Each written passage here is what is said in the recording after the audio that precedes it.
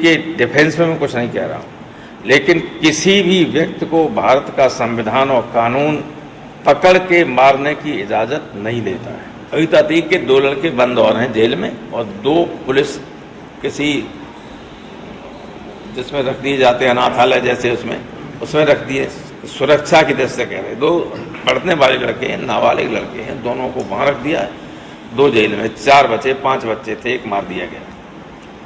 तो इलाहाबाद के लोगों का जो कहना है हमसे, उनका ये कहना है कि यहाँ चर्चा ये, इलाहाबाद में चर्चा ये है कि इन लड़कों को भी किसी न किसी बहाने मार दिया जाए। सच कहूँ, मीडिया ट्रायल की वजह से ही मारा गया थी।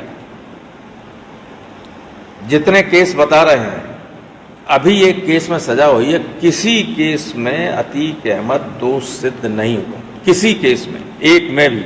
रोज फर्जी सैकड़ों मुकदमे लोगों के खिलाफ दिखाए जाते कि नहीं दिखाए जाते। तो ये तो था नहीं कि साहब गुंडा और बदमाश सब चुनाव जीत जाते। 3 बार तो किसी पार्टी से नहीं, निर्दलीय चुनाव जीता था, रिकॉर्ड 3 बार लगातार जीत के आए थे अतीक अहमद। तब मैं लोकसभा का सदस्य था, 37 हमारे MP थे, मैं समाजवादी संसदीय दल का नेता था, 5-4 साल वो हमारे साथ MP रहे। तो है, लेकिन अब मीडिया ने गैंगस्टर और फलाना ये सब बना दिया, तो कभी कभी कुछ घटनाएं हो जाती बड़े बड़े लोगों से।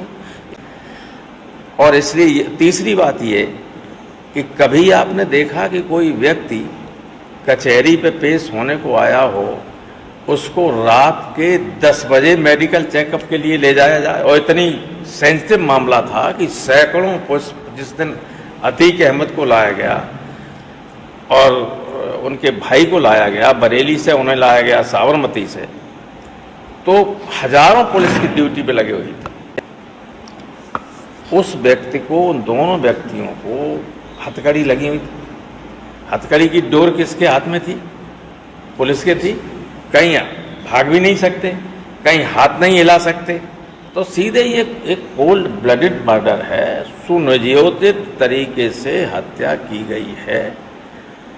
और जब भी और आज भी अगर जांच करने वाली एजेंसी सही होगी तो बड़े बड़े लोग इसमें फंस जाएंगे। किसी व्यक्ति को पकड़ के मारना हत्या है सीधे, लेकिन जो कुछ हो रहा है ऐसा हिस्ट्री में उत्तर प्रदेश में पहले कभी नहीं हुआ। उस वक्त मुख्यमंत्री ने ये कहा था कि हम मिट्टी में मिला देंगे, यही था। वो एक तरीके से आदेश था मुख्यमंत्री का। और कुछ मुख्यमंत्री के जो बहुत निकट के अधिकारी हैं, जो स्वयं माफियाओं के साथ व्यापार कर रहे हैं और ठेकेदारी कर रहे हैं, उन्हीं के हाथ में ये सब करना है। ये उस पर अमल करना शुरू कर दिया।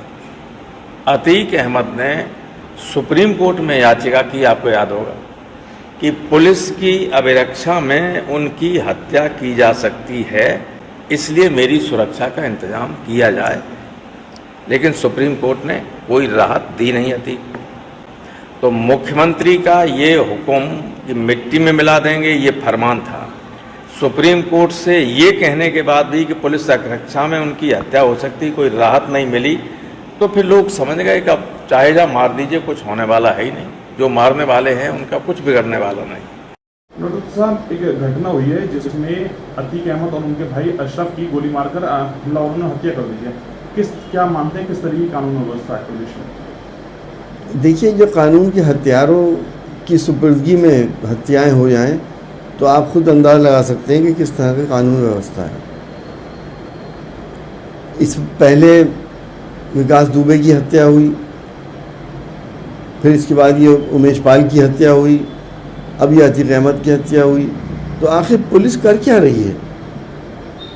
पुलिस यह के ऊपर से लोगों का विश्वास उठता जा रहा है। या अगर पुलिस का इकबाल ख़त्म हो गया तो फिर देश में अफरा तफरी का माहौल हो जाएगा। पुलिस को अपने इकबाल को कायम रखना चाहिए और किसी भी राजनीतिक दबाव में या किसी भी और किसी दबाव में पुलिस को ऐसे काम नहीं करने चाहिए जिससे पूरे प्रदेश के रहने वालों का मनोबल गिरे। अच्छा, अखलाक के बेटे का जो इनकाउंटर हुआ था उस पर भी कई सारे सवाल खड़े हुए थे, उस पर लेकर क्या करना है? देखिए, सारे इनकाउंटर पे इस तरह के सवाल उठ रहे हैं। अतीक की कितनी बड़ी सुरक्षा व्यवस्था थी, बख्ताबंद गाड़ियों में चल रहा था, उससे क्यों प्रेस से बात करने की इजाज़त दी गई? और पुलिस उस वक्त क्या कर रही थी कि जब कनपट्टी पे सटा के किसी ने गोली मार दी?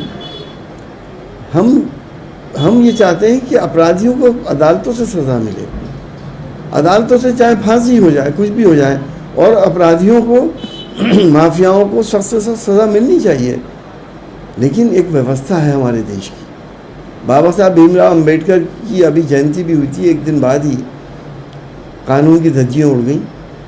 तो आप इसको क्या कहेंगे? सीधी सी बात है कि कानून व्यवस्था का दूर दूर तक पता नहीं है।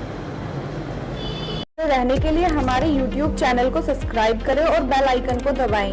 और आप ये वीडियो अगर Facebook पर देख रहे हैं तो लाइक ज़रूर करें और ज़्यादा से ज़्यादा शेयर करें।